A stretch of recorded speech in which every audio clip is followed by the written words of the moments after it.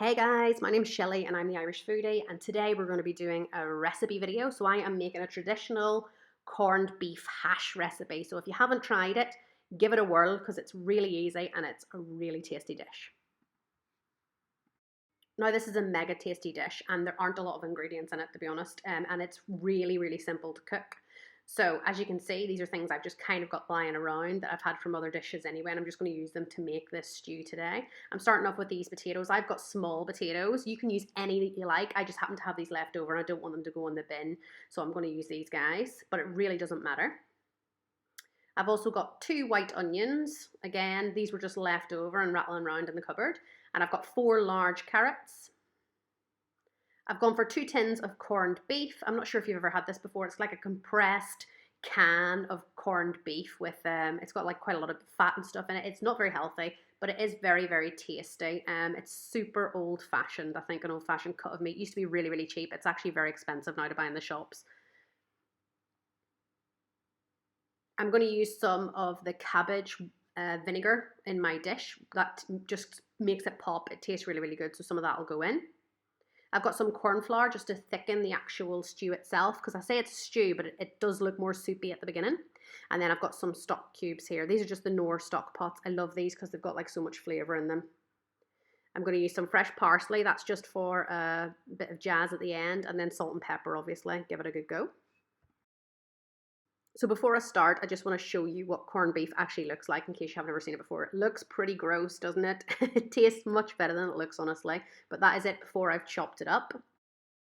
And I'm starting obviously with a large pan. This is kind of a stock pan or a soup pan. And I'm going to just put in a really big glug of oil into my pan. And we're going to want to just heat that on a low setting, warm it up so that we can start adding our ingredients to it. So I can see now my oil is hot. It's not spitting, but you can feel the heat that's coming off it. And at this stage, I'm just going to start by adding my chopped up onions. I've just kept them chunky and chopped, that's it. Get them in. You just want to get a nice bit of colour on them. My onions have been cooking for about 2 minutes now, and they're just starting to get golden. I've given them a bit of a stir to make sure that they don't burn. And at this stage, we're going to add our corned beef. Now, I've just roughly chopped this up. Just throw that in and then give it another good stir because we want to coat the onions in that corned beef. We just want them kind of coated and flavoured, as you can see here. Just again, they've been in there for about 2 minutes again, and we're just going to stir them again. And that's again just to make sure that nothing's sticking and that everything's coated on those onions, so we get like loads of that flavour and that fat that you saw before out into this dish now. At this stage, you can see I've used my stock pots and put them in boiling water, and I'm just going to use that as the base for my stew. So I'm just going to pour that in. Those stock pots will actually dissolve once the heat gets going in this dish and once I give them a bit of a stir.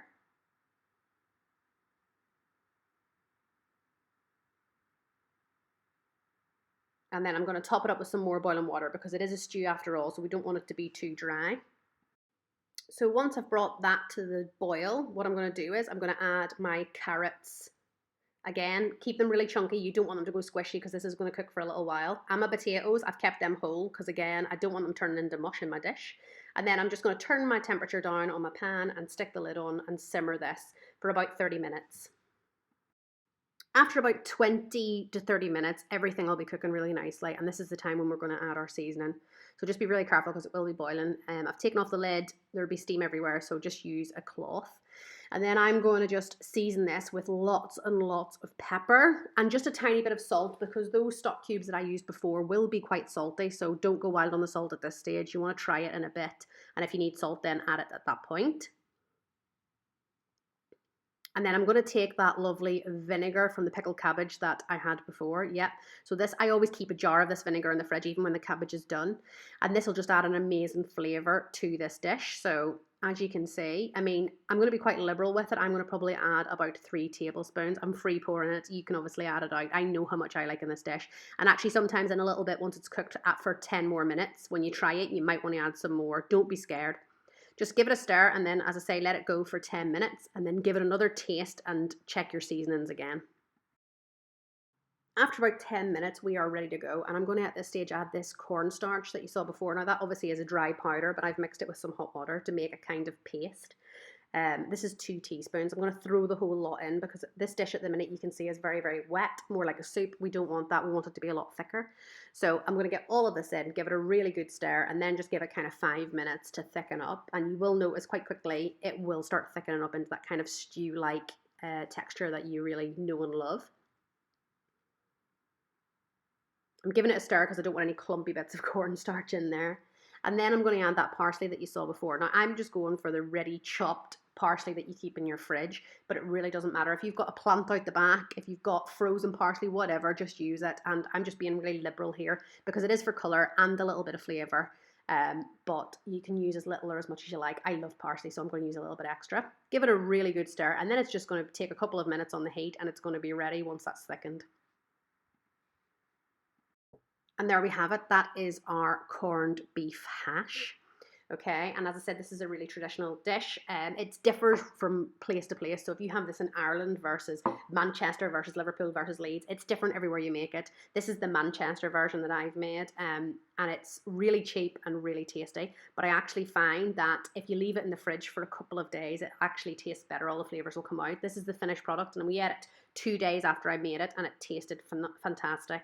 I paired mine with that pickled red cabbage on the side, just like that, and some lovely fresh buttered crusty bread. Honestly, it's a really easy, really tasty dish. That's my traditional corned beef hash dish. I hope you've enjoyed the video. Give it a go, and if you already make this, let me know below how yours looks, how it turns out. You might make a different variation on mine. Think about liking the video, and if you haven't subscribed to the channel, because I do lots of cooking videos, I do lots of grocery hauls, and I'm also doing unboxing videos. I hope you have a fantastic week, and I will see you again soon.